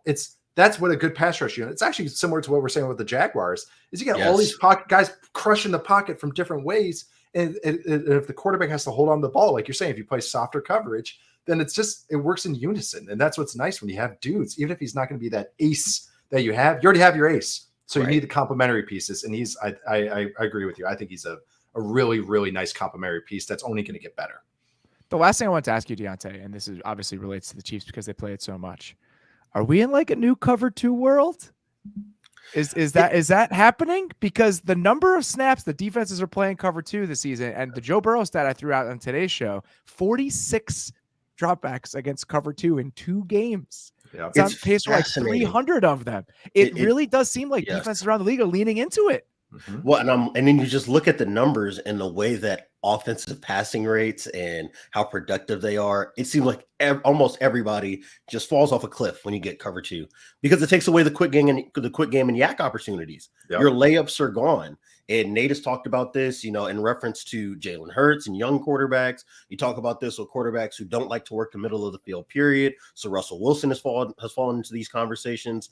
You are really telling a quarterback or dictating to a quarterback that the only way, not a way, but the only way that you are going to defeat us is by fitting the ball into these very particular holes.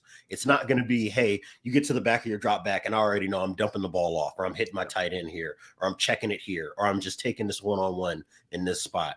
It takes more time against these coverages, which to me is even more reason why defensive coordinator, I know, crayon eater, no complete Flintstone here, but this is why running the ball when the opportunity presents itself matters.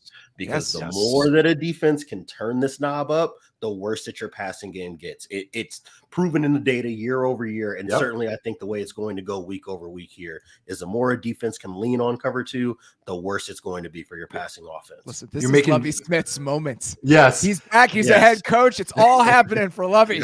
You're making quarterbacks do the 2 things they don't want to do: hero throws and patience. Yes. And being patient. It's the 2 things they don't want to do. And you're making them do it not just once or twice or 3 times a game, a dozen, 15, 18 times a game. And it's one thing to see it on third really down, hard, right? It's different when it's 2nd and 8 and you see, and you're like, oh God, I got to throw a seam. It is. It's happening. I thought that we would see a ton more quarters league wide, and that would be the way that this all went. But I think, Deontay, like you're referring, the islands that you can create against quarters coverage and the explosives that are still available to you, I think maybe scaring some people off of that, and they're much more comfortable throwing out more snaps to cover 2 and essentially saying, we dare you to be patient. That is the element of this earn it shell coverage world where we're playing 2 deep that has really been cranked up more than I expected it to be. 100%. It's a different personnel now. It's not big 280 pound linebackers with 60 pound with the neck guard, the neck roll, the cowboy around the cowboy collar. No, it's all these dudes are 220, 230. It's Willie Gay. It's Nick Bolton, who is suspended for the next 4 games. We should mention that in relation to this matchup. But it's a slot, right? But to Nate's point, it's a slot corner that's got to defend this 12-yard area between the curl out towards that area between the curl and the flat. That's a lot different than some 250-pound guy. All right. There's a reason why this is speaking to Robert as a Bears fan. The reason why the Bears could do cover 2 back in the day is because it's Lance Briggs and Brian freaking Urlacher. Yeah, right. Urlacher, not everybody can do that. Tampa 2 down the post is pretty damn good. At 260. Yeah. When it's just some third-round dude at linebacker, it ain't as cute. Now, Derek Brooks and Lance Briggs are slightly different beasts in that situation. Yes, exactly. Yes. And but now there's more corner now, it's even more so. And against these condensed split offenses that we're trying to get guys in these small, little areas out towards the flat. Well, if I got a guy sitting there as a quarterback, you have spent so much time investing your reps in, it's always here. This is always here. This is always here. But if I have to think, all right, if I throw this, maybe it's there, but there's like a 40% chance that I'm going to get my slot receiver's head taken off. I should probably wait for a second. And now there's the effect of the pass rush getting back involved. So you don't have to have an ace like we're always talking about. This makes guys who are power rushers, pocket pushers, your interior pass rushers that much more valuable in that context. Awesome. Nate, this brings us back to the Josh Allen conversation we were having, and why I'm so bullish on him is he's already had to work through this. Yep. This is what defense did to him last year. Yep. So the Josh Allen plan is now becoming the league-wide plan. He's already solved the problem. And I think Mahomes is a similar, not quite as pronounced as Allen. He didn't see it as often last season, but it's just fascinating to now watch that overall roadmap applied to most other quarterbacks. And I bet he sees a bunch more of it now that there's less speed in that wide receiver core. Yes, no one's taking over the So, top. Well, Randy Moss is a lot of this. Randy Moss was the cover 2 record. 4-3 guys are going to become back in vogue at wide receiver. Oh, geez, dang. No, all right. It's so fascinating though. I'm glad we got to talk about this. Well, all that Chiefs talk is like a vampire in sunlight for me over the last 15 or so minutes. Get off my guy's back. I'm joking.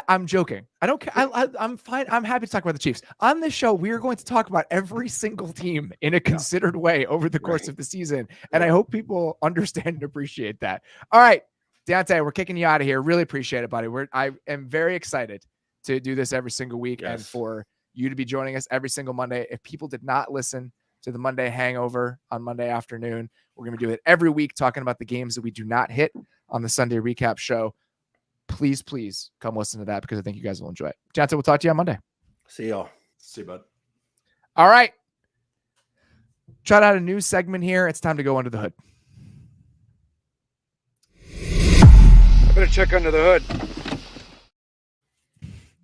All right. Okay. Simple, All right. simple enough. Simple but effective.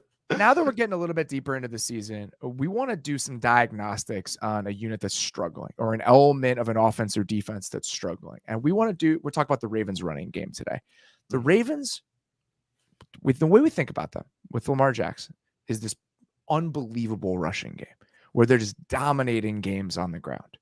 The Ravens so far this year are 27th in total rushing EPA on offense and 24th in rushing success rate. They are struggling to move the ball on the ground.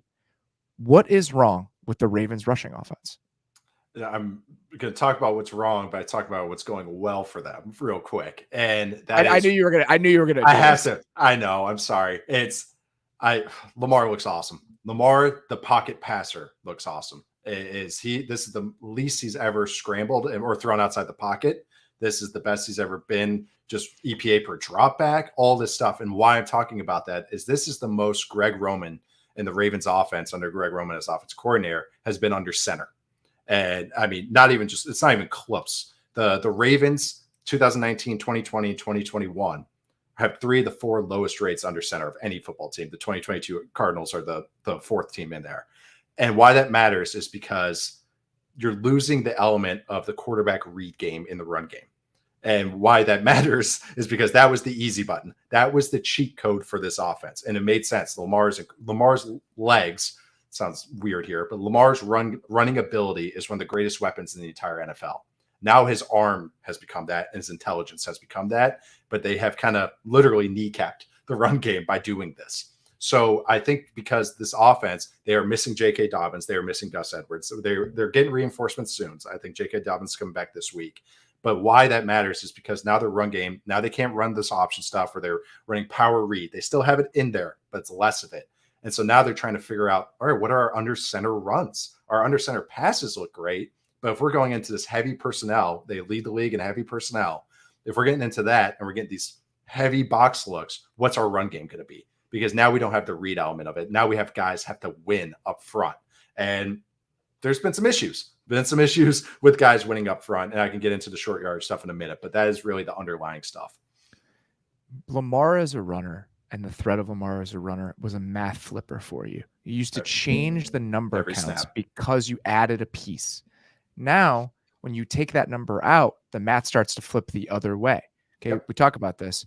The Ravens are a hugely heavy personnel team. I want to say this is the number. I was trying to find it. What do you think? What percentage of the Ravens plays do you think they've run out of 11 personnel this season? Oh my God.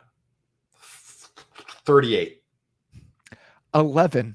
No way. That's 11% of the Ravens played have come out of 11 personnel this season. That's they're playing a different sport than everyone else formationally when you think about the way that they're deploying their personnel. So you think about how heavy they are all the time. That leads to a certain reaction from defenses. They're seeing so many heavy boxes. 63% of the Ravens carries this year have come with 8 guys in the box. It's the highest in the league. It's only three teams are higher than 45%. Okay. They are an outlier when it comes to this. Kenyon Drake leading the league. 52.94% of his runs have come against 8 or more guys in the box. That's the highest rate in the league. There's only one other guy that's higher than 40%. So when you're losing the math and you don't have guys that are just ass kickers in the run game, this is what happens. Some of these numbers are a little bit inflated because they've seen so many short yardage situations. But even on early downs, it's gone in a direction that is not favorable to them. So just all of the elements when you're combining them are making running the ball a slog for this team. Right. And that's what, like saying the math flipper, and that's what we always say, oh, the quarterback, changes the math of the offense, and no one really explains what that means. What a good way to look at is Lamar's long touchdown run against the Dolphins. And on that play was not blocked perfectly. It was blocked well, but not perfectly. But the jet motion with Lamar in the gun took 2 defenders out of the picture, and then Lamar is an extra guy. So because one guy messed up on the Dolphins, it's a touchdown. Not just a nice play and a first down. It is a touchdown down the field because one guy on the defense messed up because he was supposed to have Lamar. Making the margin of error bigger for you and smaller for the defense. And when you're doing all these things against heavy boxes, you're making the margin for error super small for you. And that's what they're doing consistently. Yes. And that's such a great point. When the margin of error is so small for the offense and blocking is in these short yardage plays, we're always typically going to blame the offensive line for not running the ball well. Is Ben Powers is not great. I'll get that out of the way. But on these short yardage plays, at least 2 of them. One was the Lamar got stopped short, and then they fumbled the snap on the next one. That one he got stopped short on, and then an earlier third one that they had, the tight ends had a great double team. But then that double team, whenever you have a double team, one person's going to climb to the second level. So when we talk about chemistry and guys getting comfortable with each other, we're usually talking about like offensive linemen in the zone run game, but it applies to tight ends and tackles as well. So you have the tight ends double teaming, knocking the Dolphins D end like 4 yards deep, but no one climbs to the linebacker. So the Dolphins linebacker both times is just like in the hole, just waiting because no one climbed to him. That's why when you're saying margin of error is so small, there's no space. So if one guy's wrong, one guy's slow, one guy takes a bad angle, it's dead. It's a dead play. And that's what it's not even just a dead play where it's a 1 yard gain. It's a TFL. It's a guy gets not hit in the backfield. Whenever my dad's way of looking at good protection and good run game is how many times does the back get hit in the hole? And so like that, because that's where fumbles happen and that's where bad plays happen for the offense. The bad plays in this Ravens run game is there's a lot of the running back getting hit in the hole. And that's not a good thing. That means someone's not climbing to the right level. So I do trust that they're going to figure it out, but right now it's pretty rough because it's just everybody has to win in these types of situations because they're not getting that advantage with the motion, the pistol, the shotgun, having power read. A power read play is they're not blocking one defender. So it doesn't matter if one guy misses because one defender is not getting blocked, and that's where you're changing the math. You get an extra guy on the second level. So that's where the difference is happening right now. Yeah, and they're already throwing the ball at the highest rate in the league on early downs. Their neutral situation pass rate is the highest in the NFL because my answer to this is if you're getting all these heavy looks and 8 guys in the box in early downs, sling that shit around. And you saw it a couple different times. The Bateman touchdown on the slant is a 1st and 10 play action. The seam rip that he threw to Andrews that was almost a touchdown down near the goal line. That's 1st and 10 play action. So they are doing a heavy personnel too. That was 3 tight end look. It was 4 verts out of 3 tight ends. That's awesome. So I think that maybe getting back into the gun a little bit more and allowing Lamar to be a part of the run game could be part of this. And also just trying to get in lighter personnel, which they don't really have the bodies to do that, right? No. I mean, do they have 3 receivers they want to put on the field? So some of the answers to this, I think, could be difficult for them to pull off. But like, is your team better running the ball with Rashad Bateman, Demarcus Robinson, and Duvernay out there and spreading things out a little bit? Maybe. Based on what the returns have been so far, I think the answer might be yes. Because, like, I don't know. Are we super excited about Josh Oliver running like a counter play? Did you see Atlanta Robertson lit him up on that unbalanced play they ran near the goal line? Like when you're running the ball this way and things are so condensed and you're playing in a phone booth, you got to just beat people up. You have to just win physically in these moments. And they don't have the dudes right now to just push people around. And I think that you're noticing that. Right. And and I'm going to refer to because this is what I know, why like the Wisconsin run game has always been good and why they can get away with doing so much heavy personnel is because they have the dudes to do it. There's a lot of Wisconsin linemen that get drafted. They know what they're recruiting. They know what they are. And because of that, they can push people around, and then their margin of error gets bigger because they're just dominating up front. And then the linebackers gets, oh my God, I can't even get down there. And before you know it, you got Jonathan Taylor, Melvin Gordon down the field. Braylon Allen, check out this guy, Wisconsin right now. He's a freak. But the running backs, they're gone. And so that's the chemistry of that. You had it before with Lamar running it, but now you don't have Lamar running it. They're trying to do traditional run game. And they just might not have that personnel for it. So I agree with you that maybe they just have to tweak it a little bit. They just have to find this balance because the heavy personnel pass game looks awesome. This is why you draft Rashad Bateman in the first round, because he's winning one-on-ones consistently every down. I know I'm a big fan of him. There's a couple, his one catch, I think his first catch of the game, he ran kind of like a corner stop route, a cop route, as I call it, a short version. They just ran a two-man route mirrored on each side. So one dude has to win, and he won. So that's the advantage you get, because you're getting true ISO ball looks. But this team isn't built to like do that consistently. It's nice that they can sprinkle it in, but they have to get more into that, I think, spread to run looks, which I think will help them out. All right. We're getting to our next segment here. We want to use Thursdays for a little take experiment. We're going to wade into some waters here with Take Space. Space.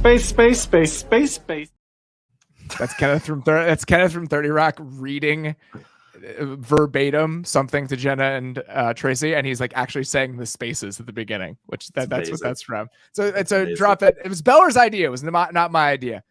So what Take Space is this is going to be a space where we can trot out a take that we just want to try it on. It's like when you're going someplace, you put on a shirt and I don't know if I like this. I'm not committing to it quite yet. I just want to see how it fits. Yeah. So this is what I want to try out take wise here. Yeah.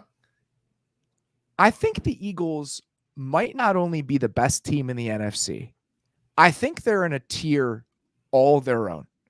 If you were tiering out the teams in the NFC, I think the Eagles are number one, and I think they're number one by a considerable margin over the rest of the teams in the NFC. Is that insane? It's not insane, but it's a little crazy. I think it's a tier 4 is how I'm looking at it, but they are in that top tier. So I think it's a little crazy. I think it's Bucks. Give me your 4. Healthy Bucks. If this Bucks, okay, they're not healthy.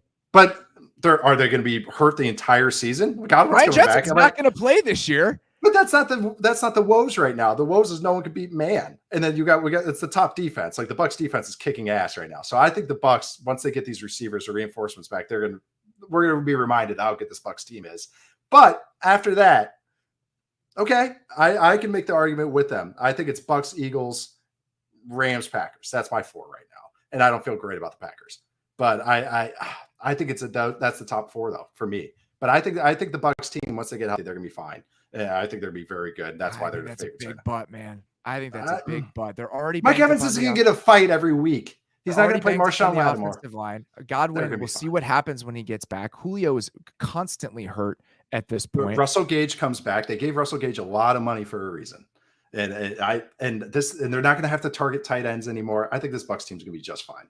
All right. I'm a little bit worried about them. But right now, in this moment, the current state of the Bucks team, I think the Eagles are a tier above them and a tier above the rest of the teams in the NFC.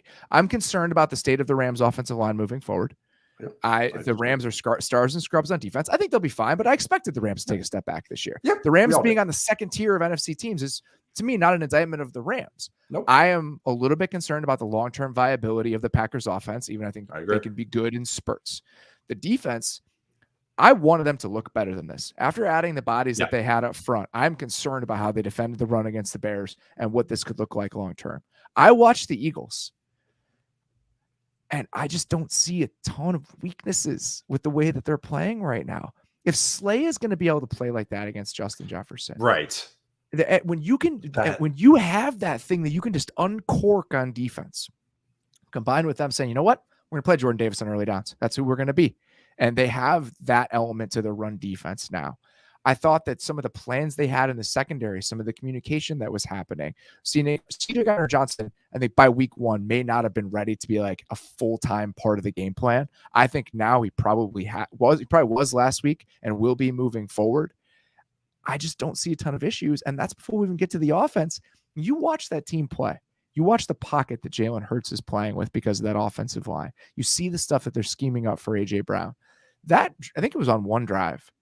No, maybe not one drive. It was in the first half. Hurts hit the dig to Devontae Smith. Yes. It was beautiful. And Which then he hit another in. Yes. And he hit another in breaker to Dallas Goedert. And it's like one of those things where, all right, there's real progress here. If he's going to be playing this way and you have all of the talent around him, I think that I could talk myself into them being the best team in this conference by a significant step.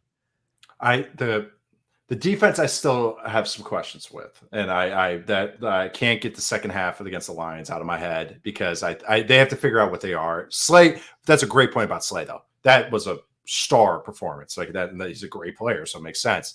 But this defense, I'm still a little curious about when they're not playing Kirk Cousins at night because he apparently he melts to moonlight. I don't know what it is with him, but then I don't know what it is, man. Like we're about to get to the pick segment. That's an indictment on me to bet on the Vikings at night and go like, oh yeah, Kirk Cousins is still your quarterback in a night game. Of course he shit his pants. But then it's also, I think I still have some question marks with the defense, but it's less of a question mark. It's not a big one. It's more of a smaller one. I think this offense is, of course, the offensive line's great. I love the weapons. They are built to dominate 2 high defenses. Guess what everybody's running now? But this team is no matter what going to have an advantage because of Jalen Hurts' legs. That's the best part of this offense right now. And the fact that he's shown growth, and I wrote about this in my article this week, was that this is the highest percentage that he's throwing. Let's stick with me here. 10 to 22 yards between the numbers from the pocket. So the fact that he's sitting in there and hitting those dig routes, he needs to do that every game, and he is so far. I know it's only 2 games, but he's done it enough where I'm like, okay. It was off limits last year. Like you can do it. Off limits. So the fact scramble. that it's happening multiple times a game now is huge. That's and all he it's needs amazing to do. how all this stuff ties together. He's able to operate in that area of the field and wait for that stuff because he is under zero duress whatsoever. It is hanging. All the pieces fit together, man. And everything you said about the defense is totally legitimate. It's been 2 games. They struggle with the Lions. That's why this is take space. We're not held to anything we say in the take space. Not held to anything we say in the take space, but I just wanted to explore this, see how it felt, because watching that game on Monday, it was hard not to get to this place in my head for at least a second based on the way that they were playing. I had, before we did the preview, kind of just like awards and predictions and all that, and they're answering some of the questions I had earlier than I thought they would. And it's a compliment to their coaching staff. Their offensive coaches are doing a great job of running. Just like he's going to be a head coach instantly. If this keeps happening. He's gone. He is gone if this continues to happen, and he should be, because think about how many different versions they've succeeded with already. Yes. The idea that they can be like, the fact that they look so good with an offense that is so drastically different from what it looked like a year ago is an incredible bit of confidence that you have in the coaching staff. It's an unbelievable job. Especially when he was a traditional, like, North Turner, freaking Philip Rivers offense guy, and their RPO stuff is great, and just the timing. They know when to press the button at what time. The run game was a little interesting to me. They still have some things to sort out, which is so weird because their offensive line's so good, but it's weird. It's like just run game wise, just to the running backs. But once you get Hurts involved, it's awesome. So I want to see. That's like another question mark I have in the offense, but that's going to be a strength. I really do think that. But the fact that they can hit these different design and hit different parts of the field and understanding weaknesses of the defense. There was a reason they went after Dantzler the entire game and they were going to that direction for a reason. So I think it was a really, really, just really good job. But this offense has done so far. It's been very fun to watch. All right. We're going to take one more quick break, and then we're going to get to Win My Fourth Screen. In recent years, we've had a lot more productive conversations about how mental health fits into the sports world, from athletes taking time off to how mental health issues fit into the everyday importance of being focused and in the zone. More athletes are speaking out about the importance of mental health, but you don't have to be a pro to want to be at the top of your game. Everyone needs to take care of their mental well-being, whether you're an athlete or not. And therapy is the best way to keep yourself in peak mental shape. I'm a huge proponent of weekly therapy. I've gone for years now. I just feel like it's a great way to check in with yourself, talk about and assess your goals, how you're spending your time, what your routines look like. I know that it's helped me in a big, big way. And if you're thinking of giving therapy a try, BetterHelp is a great option. It's convenient, accessible, affordable, and entirely online. Get matched with a therapist after filling out a brief survey and switch therapists at any time. When you're ready to feel at the top of your mental health game, therapy can get you there. Visit betterhelp.com/maze today to get 10% off your first month. That's betterhelp.com/MAYS. These days, every new potential hire can feel like a high-stakes wager for your small business. You want to be 100% certain that you have access to the best qualified candidates available. That's why you have to check out LinkedIn Jobs. LinkedIn Jobs helps find the right people for your team faster and for free. We just hired a couple new producers for our show this year. I know there was a pretty involved process, and any way you can streamline that is a huge help for you and your small business. And that's exactly what LinkedIn Jobs and their easy free job postings allow you to do. You add your job and the purple hiring frame to your LinkedIn profile to spread the word that you're hiring. With simple tools like screening questions, you can make it easy to focus on candidates with just the right skills and experience so you can quickly prioritize who you'd like to interview and hire. You know you want to finish the year strong, and the right team member might be able to help you do that. It's why small businesses rate LinkedIn Jobs #1 in delivering quality hires versus leading competitors. LinkedIn Jobs help you find the qualified candidates you want to talk to faster. Post your job for free at linkedin.com/maze. That's linkedin.com/MAYS to post your job for free. Terms and conditions apply. Some of us can't watch a game unless everything's just the way we need it. Maybe you're a little bit superstitious. I don't have that many weird things when I'm watching NFL games. I'm usually just very quiet and subdued in a way that the people around me don't always understand, including my fiance when she watches me watch the Bears. I always think she's a little bit confused about how into it I actually am. Or maybe you just like to have the best possible setup before kicking back for a few hours. If that's the case, a lot of you could probably use an upgrade to your seating, or really anything in your living space. And for that, you're going to want to check out my friends at Burrow. Burrow gives you free shipping on every order. Every order from Burrow, no matter how large or small, includes free shipping, which can save you an average of $100 on bigger items like a couch. That's a lot of money. They cover the entire field with 3 iconic modular seating systems and everything from coffee tables to credenzas. Burrow is your one-stop shop for outfitting your home in style. Their expanded index collection extends the minimal, carpentry-inspired design of their wall shelves to bookcases, stools, tables, desks, and more. I love it when everything in a room has the same feel. It all matches. It's really nice for it all to come together like that. Show Burrow you're listening to The Athletic Football Show by shopping at burrow.com/maze and get $75 off your first order. That's Burrow, BURROW.com/maze for $75 off. Burrow.com/MAYS. It is not our abilities that show what we truly are. It is our choices. Always gonna love All right. that one. Every week, I am lobbying for arguments for what should be on the 4th screen on my Sunday ticket, which hopefully will work this week since it's a whole different wrinkle Right. as it relates to this segment. Had some really good ones this week. Our winner was Morgan Hickson. The subject line of Morgan's email is, "Oh God, no." Here we go. Imagine you're a Bengals fan. After decades of torment, agony, and having that feeling best encapsulated by the one photo of Ben Affleck with a cigarette, you finally break through. You have the most exciting young offensive connection in the league, propel you to a division crown and the playoffs during a season as magical as it is unexpected. The magic continues with 2 highly entertaining, memorable playoff wins before knocking off the kings of the AFC in epic fashion on the road for a trip to the Super Bowl. A heartbreaking 3-point loss hurts, but the future is bright. The franchise once mired in the Marvin Lewis, Andy Dalton, Carson Palmer mediocrity now has the guy in Joe Burrow. You feel that your team, against all odds, is ready to compete for Super Bowls for years to come, despite existing in the same conference as Patrick Mahomes and Josh Allen. Your beloved franchise shored up their one glaring weakness and is ready to dominate. Life is good. Now imagine the literal worst case scenario that could happen after that. Boom. That's what you could have. That's what you can have the pleasure of watching unravel before your eyes this Sunday afternoon. That exciting young duo struggling. That dominating start 0-2. That weakness you addressed weaker than ever. And your guy outdueled by Mitchell Trubisky and some guy named Cooper Rush in consecutive weeks. As if it could get any worse, and you're now staring 0-3 in the face and the harbinger arriving to bring it to you, the New York Jets, a team defined by misery that you thought you yourself had climbed out of, now ready to reel you straight back into the muck with them. And who of all people is their quarterback? Joe motherfucking Flacco, a ghost of Bengals past who tormented you for years, and he wasn't even that good. Why do the gods hate you? Will they show no mercy? Bengals Jets. It's our 4th game on Sunday.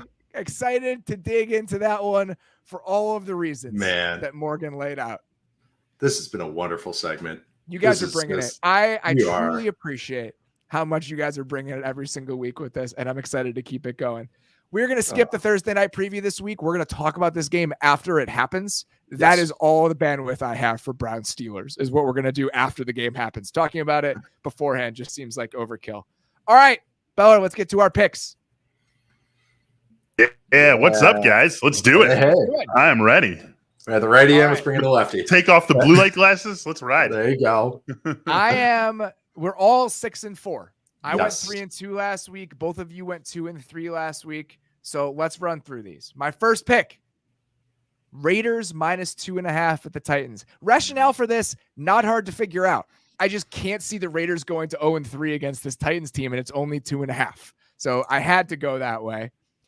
I have the Bills -5.5 at the Dolphins. Don't feel good about it. That's a lot of points against a pretty good Dolphins team, but I don't know. I didn't like anything else on the board, and I just think this Bills team is playing so incredibly well. I think the Dolphins are going to have a hard time moving the ball against them. I think that's where the Bills are at right now.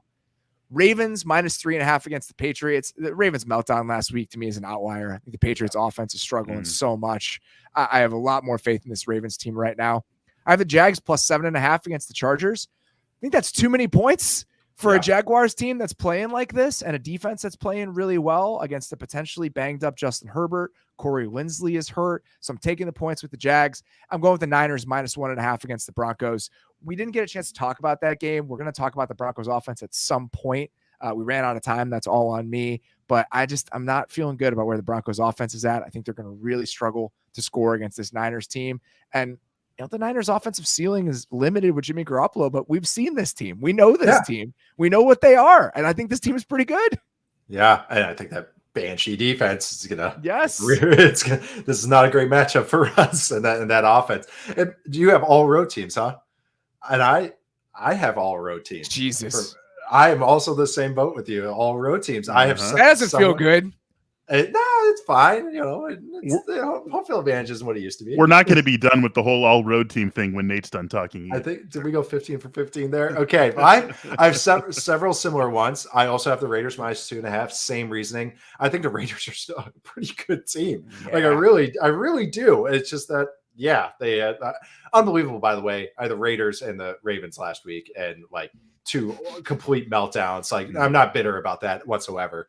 And my next pick is the Ravens -3.5 at the Patriots. Same things you said. I think it's a good team as an outlier. This Patriots team, I think, is fine, but I think if the Ravens are just a tier better, I think it's a good matchup for them, especially Lamar running the ball. Jaguars +7.5. Same reasoning. I think these teams are more, I would say they're not the same tier, but I think this Jaguars team is better than people have given credit for, and I think the public, more than a touchdown, I'm fine with that. I love that, actually. It's just too many points. Rams -3.5 is my other one at the Cardinals. I think this Cardinals team, outside of Kyler go do something, what is this team? They were getting their butts whipped for 3 quarters. It's their first week they look garbage, and I mean this Rams team is better than this, and I mean this is a team that's dominated in the last couple of meetings. That playoff game is not going to escape my memory. So Rams -3.5. I'm jealous of that pick. I wish I had done that. You just talked me into it. I wish that was one of mine. Well, I went off. Bills was going to be one of mine. I went off of it. I got it at 4.5 before it climbed up. So I'm pretty happy with that one, but not in the picks, not in our picks. So now the next one is Falcons -1.5 at the Seahawks. I like the Iowa Misfit toys. I like this offense. And I really do. Dean Pease can do enough, on defense. They're not a great defense, but they're doing okay. Week 1 against the Saints, they're doing some good stuff. Grady Jarrett's winning up front. I think it's a good matchup for him. So I'm going with the Falcons -1.5. I think they can cobble something together. Arthur Smith seems like he's pissed off. Let's do it. They spent the whole week in Seattle, so maybe they enjoy themselves. They don't have that travel that they have to worry about. So, Falcons -1.5. I've been trying to be nicer to myself recently, like practice more self-care, better self-talk. I care too much about my emotional well-being to have any stake in Falcons Seahawks. That was how I felt about Panthers Giants last week, and then I still went and chased it. And still did Panthers. Yeah, I can't do it. I can't have anything about my life, even if it's one pick out of 5 in this segment riding on that game. I care too much about my long-term wellness. I learned my lesson that the game I'm most excited about to not have in this picks when we would do this last year, because they were just so excited. So now the Bills-Dolphins, I'm so curious about. Okay, I'm not going to. No, actually, I really unvarnished enjoyment. Right? Yes. All right, guys. Well, we're unanimous on one pick, and that is Raiders and Titans. For all the reasons you guys said, Raiders, tough loss at the Chargers. We can forgive them for that. Fluky loss against the Cardinals. Yeah. We can forgive them for that. Really like them here, -2.5. I'm going to pick tonight's game, believe it or not, and I'm going to go with the Steelers, getting the 5.5 against Cleveland. So you guys can either roast me later tonight when we're back together or pat me on the back. Say what you will about you don't. Even if you win that bet, you don't get pats on the back for pitching Mitchell Trubisky on the road. Yeah, there are no pats on the back. No, I would say even more pats on the back for picking Mitch Trubisky on the road. Look, say what you will about the way this offense has struggled, and it has struggled, but they beat the Bengals. They play the Patriots nice and tight. I just don't see why the Browns should be laying 5.5 points, even though they're playing at home, even though I would concede to the better team. 5.5 just feels like a big number here. So I'm going to go ahead and take the Steelers. I'm going to take the Packers, catching the 2.5 against the Buccaneers here for everything you guys talked about when we were back talking about that game. Like right now, these are two teams that are way different offenses than we expect them to be. 41.5 is the total on that game, which, my God, crazy. Aaron Rodgers and Tom Brady playing in a total that's got 41.5. That is ridiculous. Yeah. But we've seen a little bit of the proof of what the Packers offense can be this year. And frankly, without these receivers for Tampa, we haven't seen it for them. So I think right now, as these teams get ready to play one another on Sunday, the Packers are the better team. And so I'm getting them with the points. I'll go ahead and take them. Look, the Giants are 2-0. Give me a break with the Giants being favored against anyone. I don't think they're going to be able to handle Michael Parsons and what Dallas is able to bring against them in the pass rush. I'm getting points here. You guys don't believe in Daniel Jones. No, I do not believe in Daniel Jones, believe it or not. Getting 2.5. Give me the Cowboys plus 2.5 against the Giants. And then I'll take the Lions 5.5 on the road against the Vikings. Too many points for a Lions offense that has been very good. I think the Vikings bounce back and play well in this game, but you're giving that Lions offense 5.5 points. I'll grab them. So I'm going Lions. And crazy, guys. 15 road picks, even though we share a few. So that's the other funny one, right? 53 is the total in that. So you've got a Jared Goff, Kirk Cousins game with a total of 53 and an Aaron Rodgers, Tom Brady game with a total of 41.5. Just as we all expected. That's two guys I wanted to shout out here before we get out of here. Bubba Stu Betts and Shane Vitosh are both 2-0, the only two guys in a pool of over 2,000 people who are 10-0. Two great weeks, 2 perfect weeks. Two is in there somewhere. They're both 10-0. Congratulations to both of them. Hopefully you guys can keep it rolling. We will keep it rolling after the game. Tonight, me and Nate will be doing a recap on this very YouTube channel after Brown Steelers. Please come back and check that out. Please subscribe to the YouTube channel if you have not. Link is in the description of this podcast if you're listening to the audio version. We're doing a ton more video stuff. This show, Sunday night recap, Nate's Wind the Clock, tons of video content. We highly encourage you guys to go check that out. Please subscribe to The Athletic, theathletic.com/football show. We'll be back on Thursday night to do the game. Until then, appreciate you guys listening. We'll talk to you soon.